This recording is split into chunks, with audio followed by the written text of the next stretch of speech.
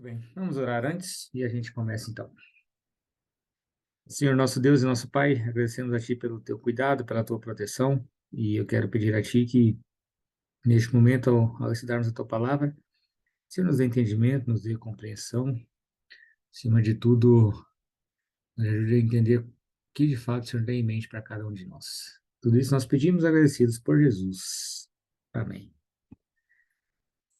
Semana passada nós conversamos aí sobre a abertura dos selos. Então deixe-me recapitular rapidamente aqui. Vocês lembram que o livro do Apocalipse é uma revelação de Jesus Cristo? Se é uma revelação, é algo que não está oculto, está revelado. Então não precisa a gente ter isso aqui em mente. O que está revelado? Bom, basicamente o que Cristo vai revelar aqui no livro de Apocalipse é como que ele estaria acompanhando o seu povo ao longo de todos os séculos. Lembra da promessa que ele fez em Mateus 28? Ele falou assim para os discípulos: olha, eis que estarei com vocês todos os dias até a consumação do século, ou seja, até o fim dos tempos. Então, se ele prometeu que estaria com eles até o fim dos tempos, ele está respondendo no livro de Apocalipse como que se daria isso. Então, antes de subir ao céu, ele prometeu para os discípulos o seguinte: eu vou, mas vou enviar um consolador. Então, quando eu for enviar o Consolador, voltarei e aí eu vou receber vocês. O Consolador vier, convencer e tudo, depois que estiver pronto, eu volto e levo vocês para o céu.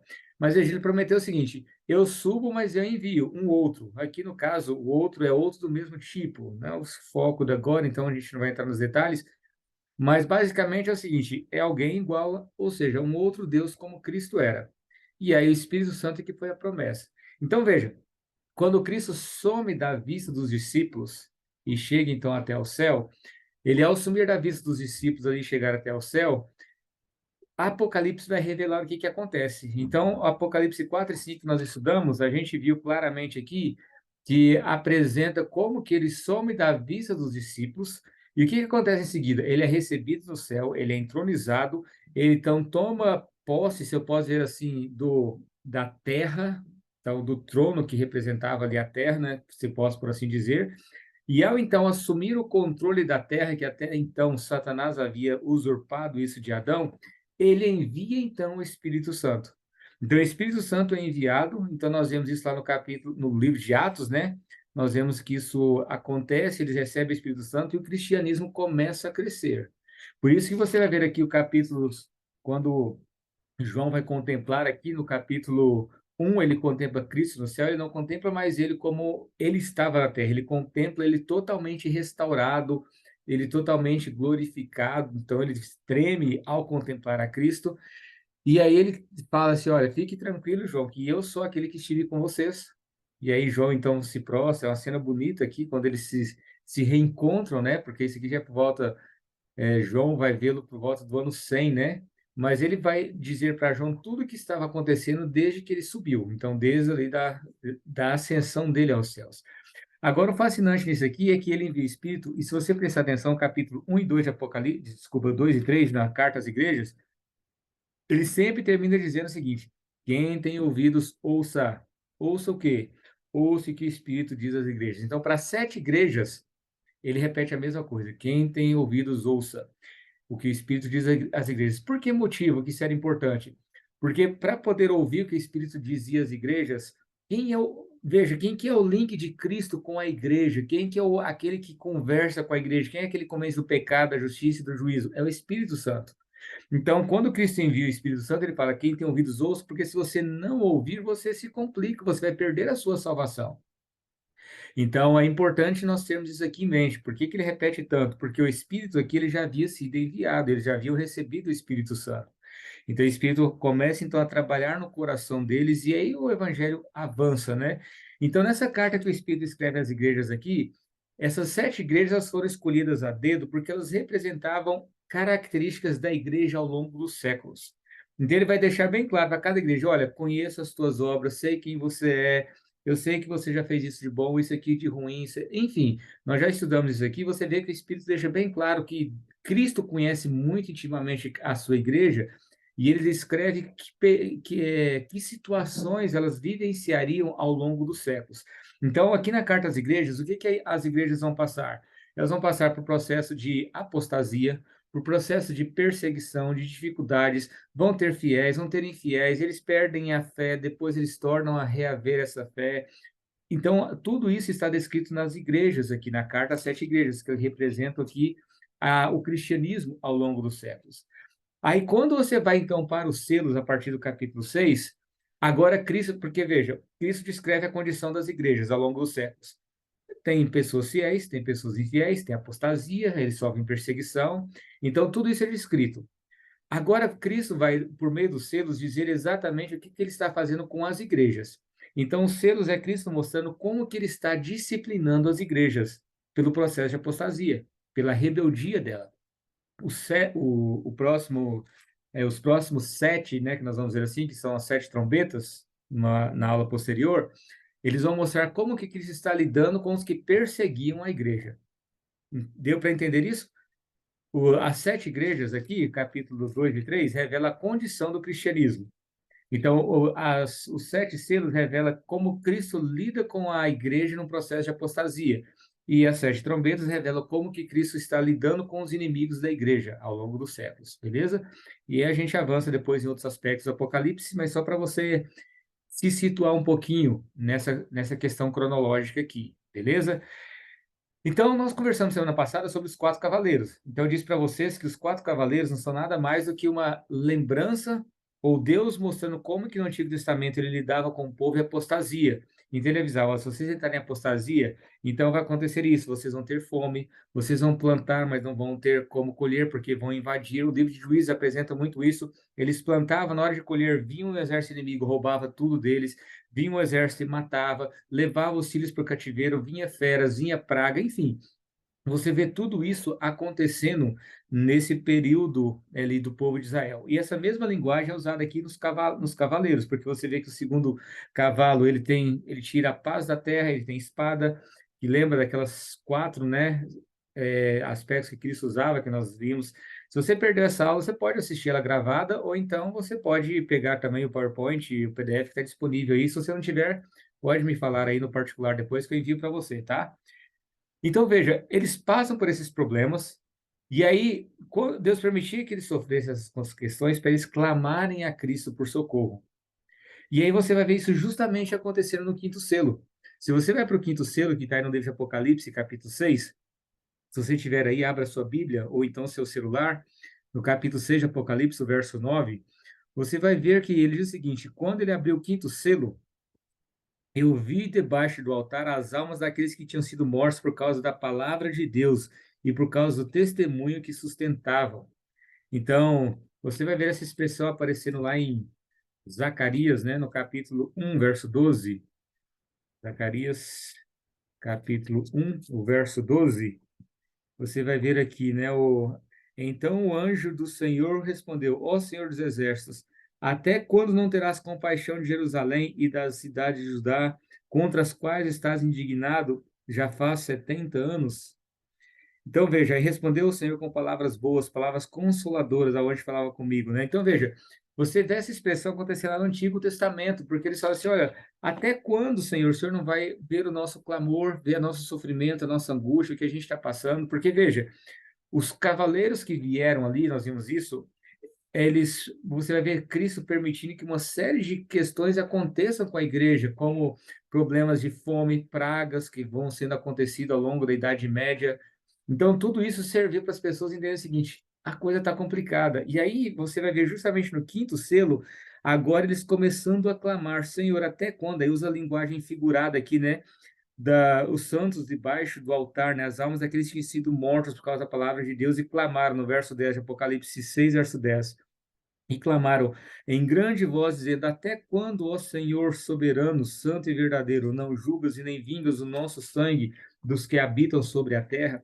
Veja com a linguagem figurada aqui. Porque ele está dizendo aqui o seguinte: olha, nem vingas o nosso sangue dos que habitam sobre a terra. Lembra quando Caim matou Abel? Você vai ver que Deus chega para Caim e fala assim: olha, o sangue do teu irmão está clamando. Claro, você não vai ver o sangue literalmente lá, né, gritando, mas é uma expressão para dizer o seguinte: olha, isso aqui está registrado. Ele demanda justiça. Então, a questão é a seguinte: olha, por quanto tempo essas coisas vão acontecer assim? Até quando isso vai durar?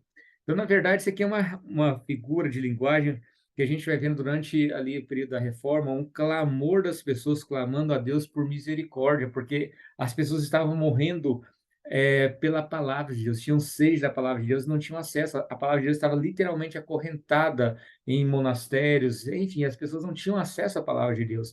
Então, em todo esse processo de fome e também de problemas, eles clamam, Senhor, porque eles também estavam sendo perseguidos, eles estavam sofrendo muito, né? Aqueles que tentavam ser fiéis a Deus. E aí ele responde: olha, a cada um deles foi dada uma vestidura branca e disseram que repousasse ainda por um pouco de tempo, até que se completasse o número dos seus conservos e seus irmãos que iam ser mortos também, né? Ou seja, ele fala o seguinte: olha, aguenta mais um pouco que eu estou resolvendo a situação e dentro em breve nós vamos então encontrar uma solução para isso. A gente vai resolver essa situação, mas aguenta um pouquinho mais. E aí você vai ver então que nessa situação aqui que eles começam a clamar, você vai ver então Deus agora começando a agir. Então veja só no verso 12, quando ele abre o sexto selo, porque eles clamam, eles estavam sofrendo, aí eles clamam, e agora veja o sexto selo, o que acontece. Eu vi quando o cordeiro abriu o sexto selo e sobreveio grande terremoto. O sol se tornou negro como saco de crina e a lua toda como sangue. As estrelas do céu caíram pela terra e com a figueira, quando abalada por vento forte, deixa cair os seus figos. O céu recolheu-se como um pergaminho quando se enrola. Então todos os montes e ilhas foram movidos do seu lugar. Os reis da terra, os grandes, os comandantes, os ricos, os poderosos, e todo escravo e todo livre se esconderam nas cavernas, nos penhascos, nos montes e disseram aos montes e aos rochedos: caí sobre nós, e escondei-nos da face daquele que se assenta no trono e da ira do Cordeiro, porque chegou o grande dia da ira deles. E quem é que pode suster-se? Então veja, quando eles clamam, há um clamor porque eles estavam sofrendo, porque estavam uma série de questões acontecendo, Cristo então começa a agir.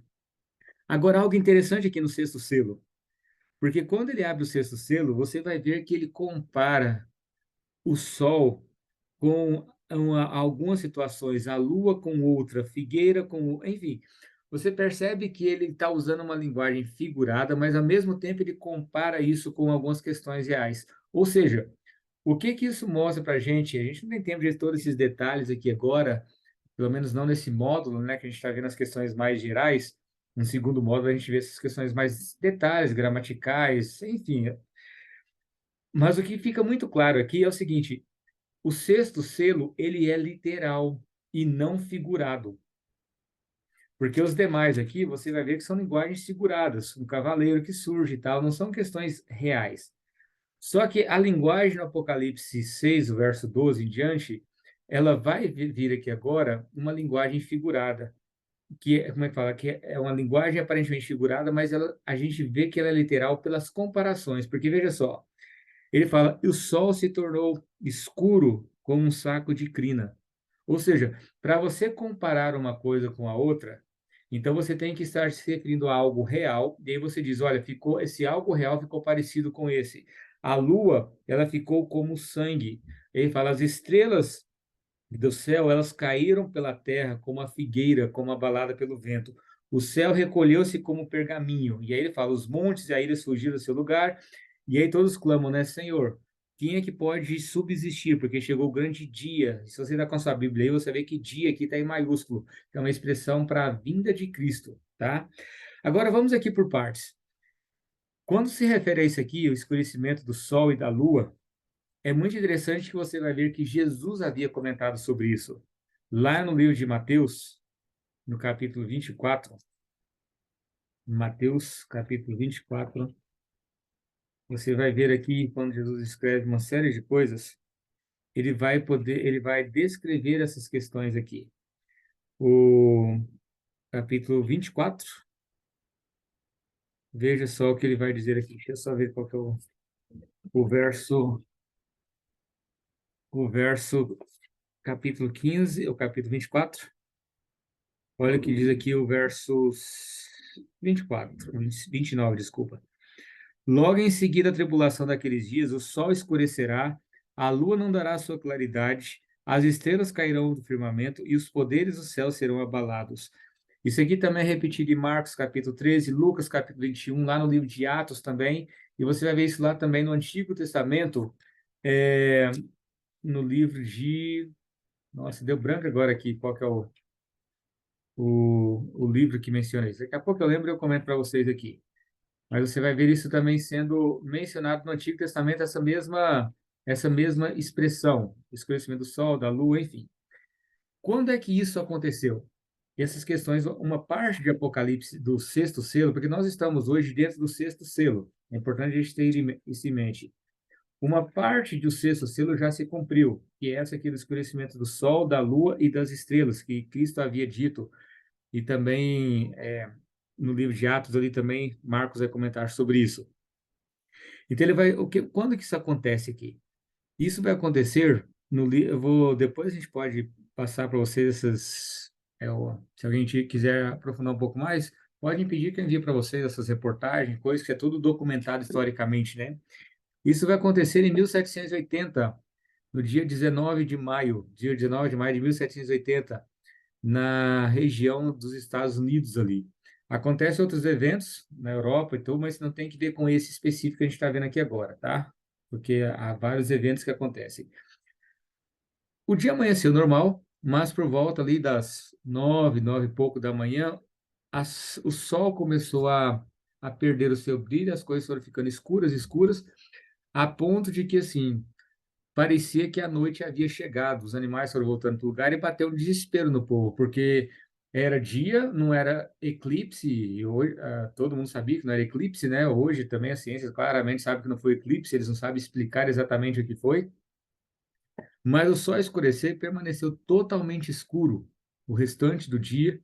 Final do dia teve um pouquinho de claridade, e aí surge a lua à noite, e quando a lua aparece, ela aparece vermelha como sangue. Então você já imagina o seguinte: aquela galera que estava já com desespero, porque o sol havia escurecido, de repente a lua aparece de novo e vermelha como sangue. Foi desespero geral. Então isso leva as pessoas a se voltarem para a Bíblia e começarem a estudar assim, gente, tem alguma coisa acontecendo, alguma coisa está para acontecer. Então Deus ele está avisando claramente, ele havia deixado claro que esses sinais iriam acontecer, né, que essas situações iriam acontecer.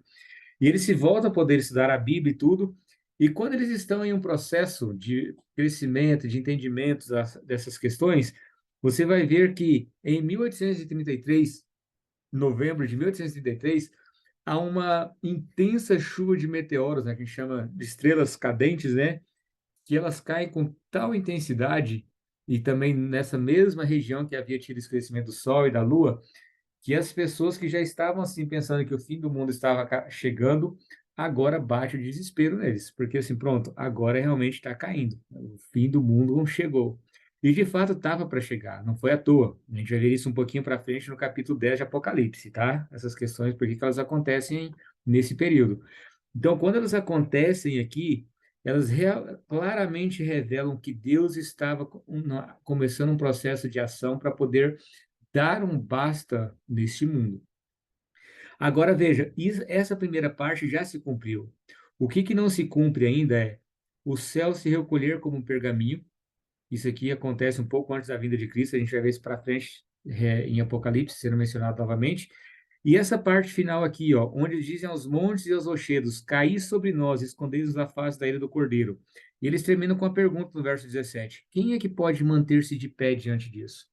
Então veja, há toda uma situação acontecendo, e aí é uma pergunta feita aqui: quem é que pode suportar tamanha cena que está acontecendo, que é onde você vê aí, né, os montes e as ilhas se movem do seu lugar, você vê aí o verso 16, os montes, os rochedos, né, eles se lançam para tudo enquanto é lado, bate um desespero, enfim, essa é uma cena literalmente digna de filmes de Hollywood, e ela será real e a gente vai ver isso um pouco para frente, quando a gente vê a volta de Cristo, tá, dentro do livro de Apocalipse. Aí aqui é uma pergunta: quem é que permanece em pé? Então, no sexto selo é como se desse uma pausa para responder essa pergunta, porque antes da abertura do sétimo selo. Então, nessa abertura, para poder responder essa pergunta, né, de quem pode de suster-se, então ele vai responder no capítulo 7, quem é que pode suster-se. E aí, aqui no capítulo 7, você vai ver claramente essa pergunta sendo respondida. Ele fala que viu um anjo em pé sobre os quatro cantos da terra, lembrando que os quatro cantos da terra não é uma referência à terra quadrada, mas uma referência aos pontos cardeais, tá? Veja o verso 1 aí do capítulo 7. E diz que ele segura os quatro ventos da terra, para que não soprasse sobre a terra, nem sobre o mar, nem sobre árvore alguma. E vi outro anjo que subiu do nascente do sol, tendo o selo do Deus vivo, e clamou em grande voz aos quatro anjos, né? Aos quais fora dado fazer dano à terra e ao mar, dizendo: Não danifiqueis nem a terra, nem o mar, nem as árvores, até selarmos na fronte os servos do nosso Deus. Veja, não é o tema nosso aqui do momento, tá? Esse texto ele é muito amplo. A gente vai focar aqui nos 144 mil, para a gente fazer uma conclusão aqui. Mas veja claramente que esses anjos eles seguram os quatro ventos. Lembra que ventos, se você olhar lá em Ezequiel, capítulo 9, e outros, Daniel, capítulo 7, você vai ver que ventos sempre se referem a guerras, tumultos, problemas, enfim, confusão. Então, claramente, esses anjos estão segurando que grandes eventos aconteçam de confusões na terra. Então, antes que esses eventos aconteçam, os anjos são ordenados o seguinte: segurem e não permitam que isso aconteça sem selarmos aqueles que serão salvos. Porque esses eventos, eu creio que vai dar tempo nesse módulo aqui, mas não imagine que quando Cristo voltar, que a terra está bonitinha, as coisas estão simples, não, tá? A Bíblia é muito clara ao apresentar que há uma série de guerras que acontecem na humanidade, que são coisas muito intensas, tá? Mas, enfim, esse é um tema um pouquinho para frente. E aí vamos selar. E aí, veja só, o verso 4. Então ouvi o número dos que foram selados, que era 144 mil, de todas as tribos dos filhos de Israel. Aí, então, aqui ele apresenta esse número, 144 mil. E aí, João vai ver, então, ele viu, então, essa grande multidão e tudo, e clamava em grande voz, né? Digno é o Cordeiro, para quem pertence a salvação. E o verso 14 diz o seguinte, ele pergunta, né? João pergunta, quem são esses, né? E aí aquele que estava acompanhando João responde, esses, respondeu-lhe, meu senhor, tu sabes. Então ele disse, são esses os que vêm da grande tribulação, lavaram as suas vestiduras e as almejaram no sangue do Cordeiro. Então, veja, ele apresenta aqui a característica de quem são esses, né? São os que vêm da grande tribulação, lavaram suas vestiduras e as alvejaram no sangue do Cordeiro. Essa grande tribulação, ela é mencionada em Daniel, capítulo 12, verso 1, né? Apocalipse 3, verso 10 também. E no Apocalipse 14, a gente vai só ler aqui a parte ligada aos 144 mil, para você ver algo aqui. Olhei e eis o Cordeiro em pé sobre o Monte Sião, né? No capítulo 14 de Apocalipse, e com ele 144 mil, tendo na fronte escrito o seu nome e o nome do seu pai. E aí ele vai dizer algumas questões e tudo, e ele pergunta, né? Quem são esses, né? Ele fala no verso 4 do capítulo 14. Esses são os que não se macularam com mulheres, porque são castos. São os seguidores do Cordeiro por onde quer que vá. São os que foram redimidos entre os homens, primícias para Deus e o Cordeiro. E não se achou mentira na sua boca. Veja, uma expressão aqui, não se macularam com mulheres. Muito cuidado com isso aqui, que algumas pessoas, elas às vezes falam o seguinte, poxa, se macularam com mulheres, se não se macularam com mulheres, então, pera, então a gente tem um problema aqui, os homens não vão ser salvos. Então, não é isso, tá? O que que é isso, então? Vamos lá, deixa eu compartilhar com vocês aqui um PowerPoint, e talvez clarifique um pouquinho a compreensão de vocês com relação a isso, tá? Deixa eu me abrir aqui. Vou tentar abrir com a tela atrás de mim aqui.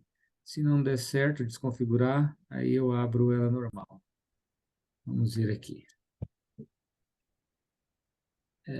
Essa primeira aqui está desconfigurada, mas vamos ver a outra.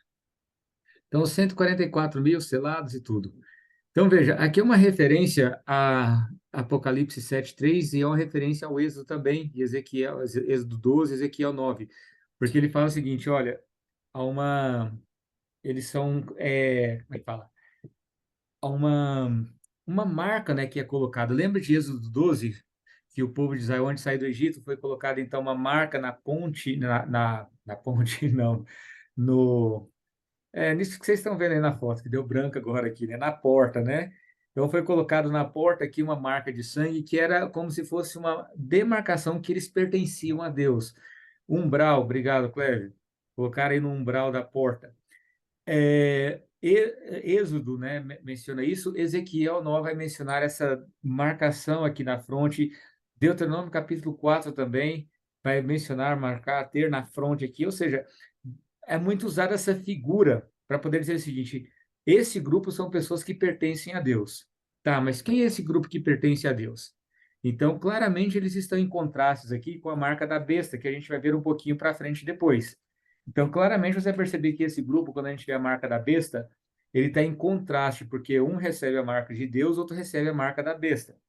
Então, eles estão em contrastes. Não vamos falar da marca da besta agora, mas sabe que um está em oposto ao outro. Agora, veja, se você olhar aqui, de onde que João tirou esses 144 mil? Então, veja, na verdade, você vai ver no Apocalipse o número 12 aparecendo de uma certa maneira. Então, você tem os 12 apóstolos, os 12 discípulos de Cristo, os doze filhos de Jacó, né? Das 12 tribos, você tem os 12 apóstolos ali com Cristo. Então, você tem isso aí, 12 vezes 12 vezes 1.000, você tem 144 mil. Agora, veja, de onde é que João tirou essa conta?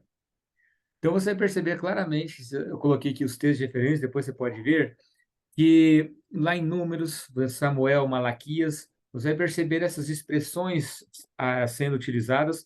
E em tempos de guerra, havia também essas questões de usar, porque você formava um exército, e você, ao separar um exército, você tem claramente aqui ele dividido.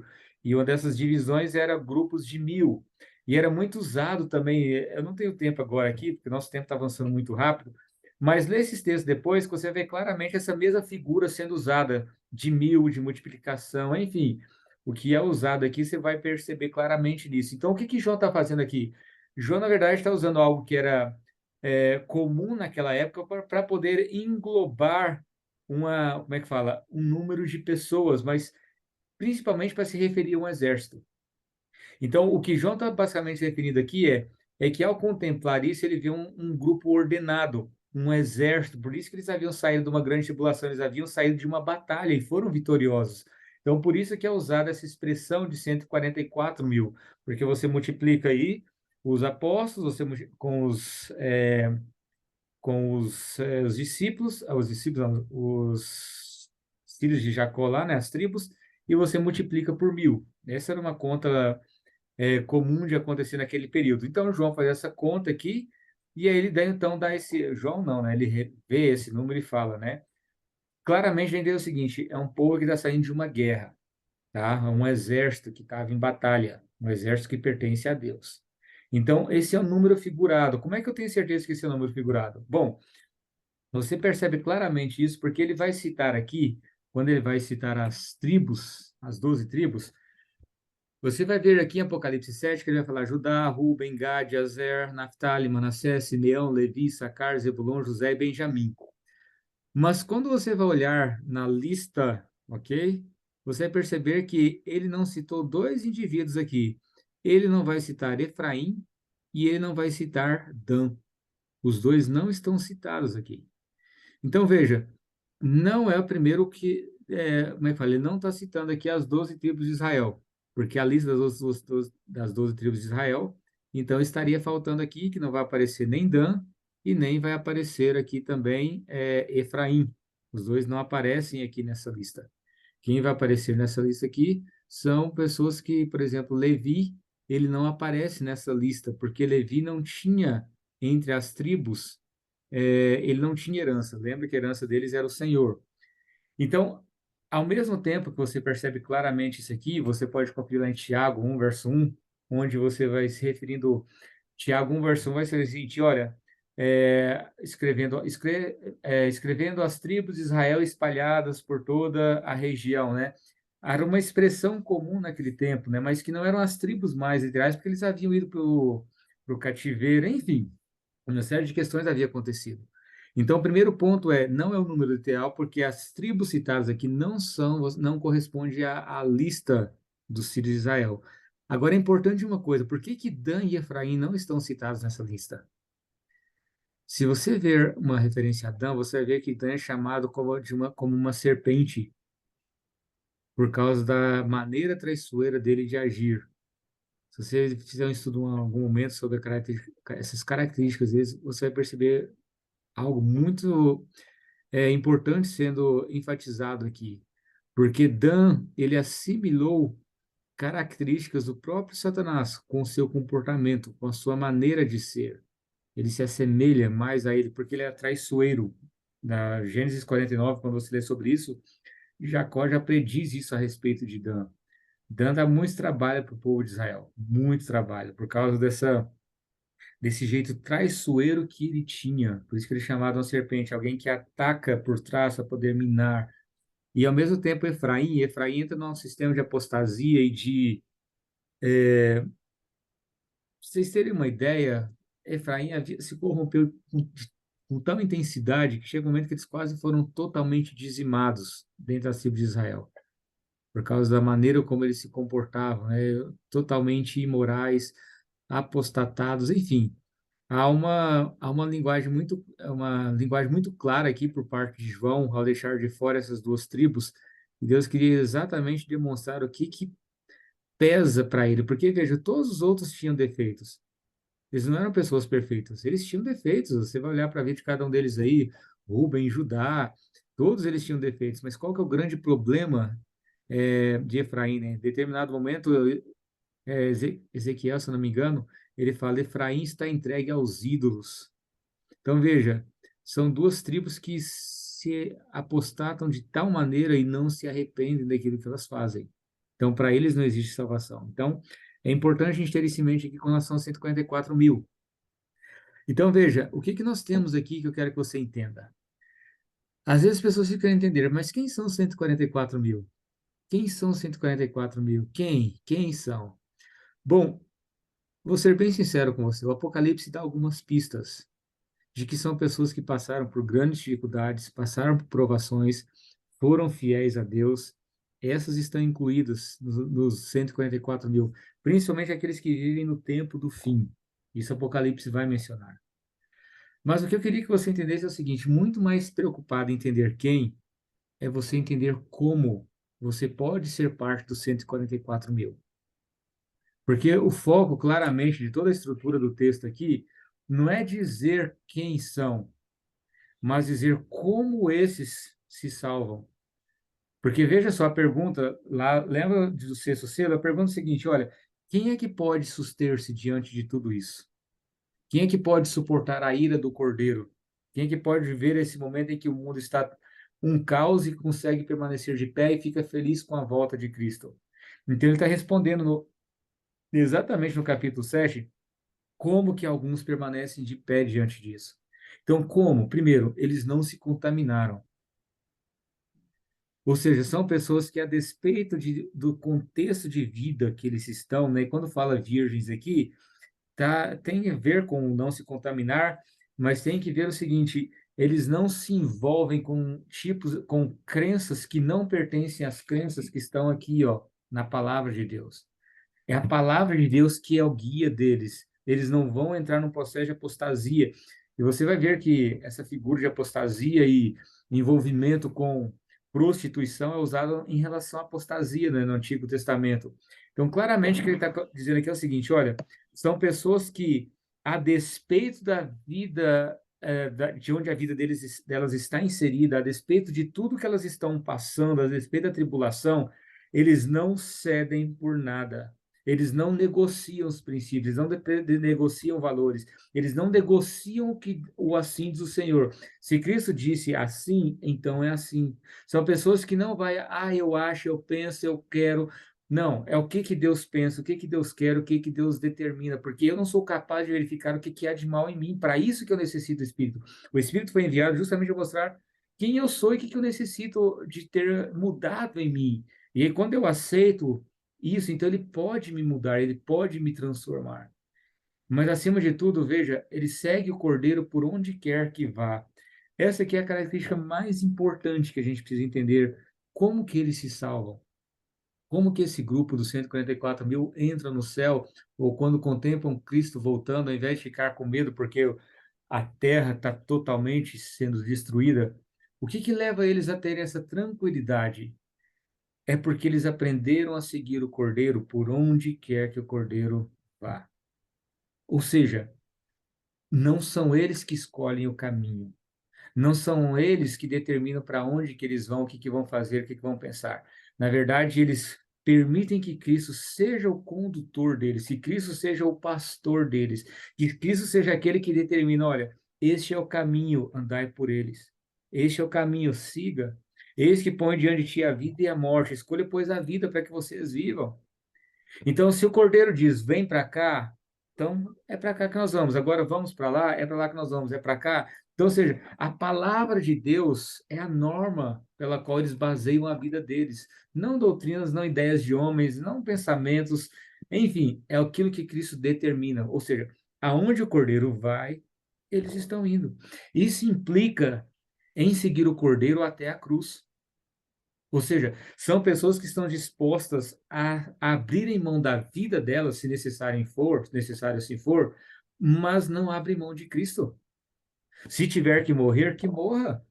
Se tiver que perder as riquezas que gostaria de ter, que perca. Se tiver que perder a família, aquele que que amar pai, mãe, irmãos mais do que a mim, esse não é digno de mim. Mas aquele que deixar pai, mãe, irmão por amor de mim do evangelho receberá 100 vezes mais aqui e no futuro ainda a vida eterna. Então, você percebe claramente que o Apocalipse apresenta que os 144.000, quem que são esses? Como que eles podem ser parte desses indivíduos, desse grupo? Primeiro, eles não negociam os valores por nada. Não tá para negociar, não estão para negociar. É assim, é assim. Por outro lado, eles seguem a Cristo até a morte. Se precisar morrer, a gente morre. Eu sei que isso parece meio algo que uma loucura, mas pensa comigo, gente. Vocês acham que esses milhões de pessoas ao longo da Idade Média e até hoje aqui, na nossa realidade, você vê de vez em quando num país ou outro cristãos sendo mortos. Você acha que esses cristãos morrem tristes da vida? Oh, que tristeza, estou sendo morto por Cristo. Não, há uma alegria no coração deles. O coração deles queima de felicidade de poder seguir o mesmo caminho daqueles que deu a vida por eles. Como Pedro, eles olham e falam assim: eu não sou digno de morrer por ele, mas ele me chamou e eu vou morrer por ele. Nós ainda não temos hoje necessidade de passarmos por isso. Então, a gente não tem. A Bíblia é muito clara dizer que o Espírito é concedido na medida que nós vamos precisando. Quando chegar necessidade em algum momento, e sabe que isso vai acontecer antes do fim, em que nós tivermos que abrir mão, em alguns, talvez para alguns de nós, da vida, o Espírito de Deus vai estar sobre nós de tal maneira que isso vai ser a coisa mais alegre que a gente vai fazer. É como se nós tivéssemos indo para um encontro com alguém que a gente ama muito. De fato é, você está indo no encontro da cruz, onde você sabe que ali você vai poder participar do sofrimento daquele que deu a vida por ti. Então não preocupe com esse aspecto no futuro. Você tem que preocupar o seguinte: você está seguindo a Cristo para onde quer que ele vá? Você tem permitido que a palavra de Deus seja a sua norma, a sua orientação? Se aonde Cristo tem ordenado que você vá, hoje você tem ido, fique tranquilo. Se no futuro houver necessidade de você abrir mão de alguma coisa, isso vai ser algo tranquilo de acontecer, porque você já está acostumado a abrir mão do seu eu para poder fazer a vontade de Cristo. Não é você que governa a sua vida, não sou eu que governo a minha vida, é Cristo quem governa, é Cristo quem conduz. Então, basicamente, os 144.000 são pessoas que abrem mão de governarem a vida e permitem que Cristo governe a vida deles. Mas, em especial, em um contexto de sofrimento e de perseguição, tá? Em especial num contexto como esse, a gente vai perceber isso no Apocalipse. Então, quer ser parte daqueles que estarão junto com o Cordeiro? Siga ele hoje. Onde ele pedir para você ir, vá. Confia. Ele sabe, ele já caminhou, ele já trilhou por aqui, ele sabe exatamente o que que é melhor para cada um de nós. Então, não tenha medo de seguir a Cristo, não tenha medo de andar com Ele, porque de fato, onde Ele está pedindo para você ir, é porque tem coisa boa. Beleza? Então, resumidamente, esses são 144.000. São indivíduos que seguem a Cristo por onde quer que Ele vá. não se contaminam com este mundo, não negociam. Não há negociação. Se Cristo pediu para fazer isso, é isso que eu vou fazer. Não interessa se para isso eu vou perder influência, poder, riqueza. O que para eles é mais precioso é não perder a Cristo, é não perder a companhia de Cristo. Isso deve ser talvez a coisa que a gente mais deva temer, perder a companhia de Cristo. Porque o dia que a gente perder a companhia de Cristo, perdemos tudo. E perdemos aquele que mais nos ama, e aquele que de fato melhor cuida de cada um de nós.